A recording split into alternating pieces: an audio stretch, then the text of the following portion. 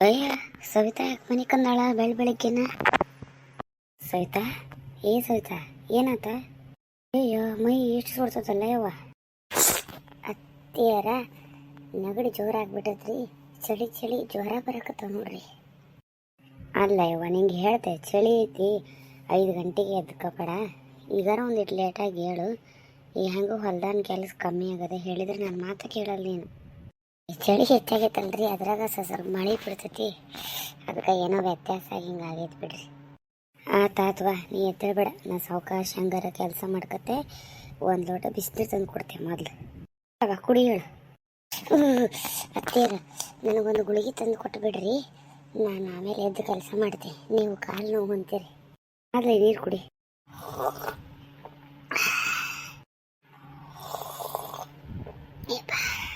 ಹುಡುಗಿ ತರುತ್ತೆ, ಆ ಕೆಲಸ ಸುದ್ದಿ ಬಿಡು.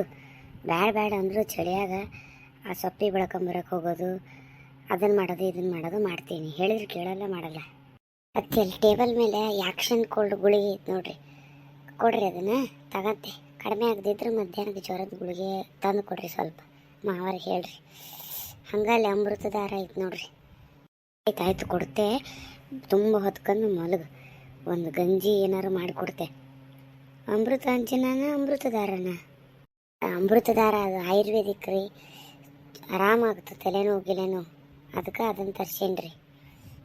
ತಗೊಳ್ವಾ ಗುಳಿಗೆ ಮತ್ತು ಅದೈತಿ, ಹಚ್ಕೊಡ್ಲನ? ಬ್ಯಾಡ್ರಿ, ನಾನು ಹಚ್ಕೊತೆ. ಅತ್ತಿ ಪಡಿಯಕ್ಕೆ ಭಾಳ ಪುಣ್ಯ ಮಾಡ್ಯಾನ ನೋಡ್ರಿ. ಇಷ್ಟು ಕಾಳಜಿ ಮಾಡ್ತೀರಿ. ಮತ್ತು ನಾನೇನು ಕಮ್ಮಿ ಏನು? ಮಗಳಂಗಿರೋ ಸೊಸೆ ಸಿಕ್ಕಾಳ.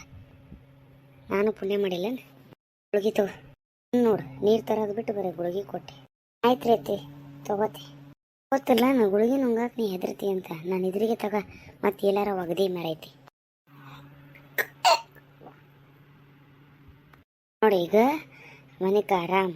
ನಾನು ಅಲ್ಲಿ ಹೊರಗೆ ಹೋಗಿ ಸಾಂಬಾರು ಸೊಪ್ಪು ಹರ್ಕೊಂಡು ಒಂದಿಟ್ಟು ಅರಿಶಿನ ಸಾಂಬಾರು ಸೊಪ್ಪು ಹಾಕಿ ಕುದಿಸ್ಕೊಂಡು ತಗೊಂಬರ್ತೆ. ಆತನ ಹುಡುಗಿ ನುಂಗೋದಲ್ಲ, ಮನೆಯಾಗಿರೋದನ್ನು ಬಳಸ್ಕೊಂಡು ಏನಾದರೂ ಮದ್ದು ಮಾಡ್ಕೋಬೇಕು.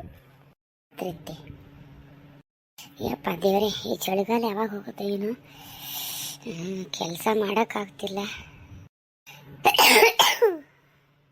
ನೋಡ್ರಿ ಫ್ರೆಂಡ್ಸ್. ನನ್ನ ಸೊಸೆ ಹೇಳಿದ್ರು ಕೇಳಲ್ಲ. ಚಳಿಯಾಗಿ ಎದ್ದು ಅಂಗಳ ಗುಡಿಸ್ಕೊಂತ ನೀರು ಹಾಕಂತ ರಂಗೋಲಿ ಬಿಡಿಸ್ಕೊಂತ ಚೊಕ್ಕ ಮಾಡ್ಕೊಂತ ನಿಲ್ದಾಳ.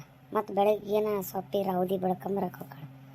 ಅದಕ್ಕೆ ಸಾಂಬಾರು ಸೊಪ್ಪನ್ನೇ ಮನೆ ಮಧ್ಯೆ ಹೆಂಗೆ ಮಾಡಬೇಕು ಅಂದ್ರೆ, ಫ್ರೆಶ್ ಆಗಿರೋ ಸಾಂಬಾರು ಸೊಪ್ಪು ತೊಗೊರ್ರಿ. ಸ್ವಲ್ಪ ಅರಿಶಿನ ಬೆಳ್ಳುಳ್ಳಿ, ಸಾಂಬಾರು ಸೊಪ್ಪು ಬೆಳ್ಳುಳ್ಳಿ ಸರಿಯಾಗಿ ಜಜ್ಜಿ ನೀರು ಹಾಕಿದೆ. ಅದರ ರಸ ತಕ್ಕರಿ.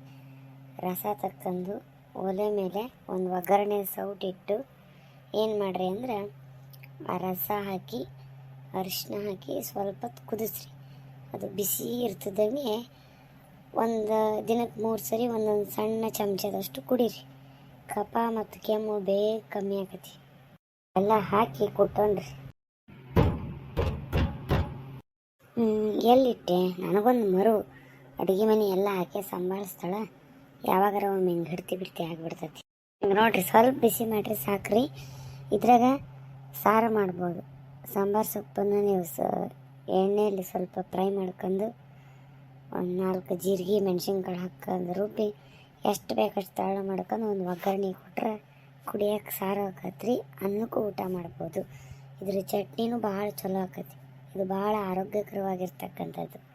ಇದಕ್ಕೆ ಕೆಲವರು ದೊಡ್ಡ ಪತ್ರೆ ಅಂತಾರೆ, ಕೆಲವರು ಅಜ್ವಾನ್ ಎಲೆ ಅಂತಾರೆ, ಕೆಲವರು ಸಾಂಬಾರು ಸೊಪ್ಪು ಅಂತಾರೆ.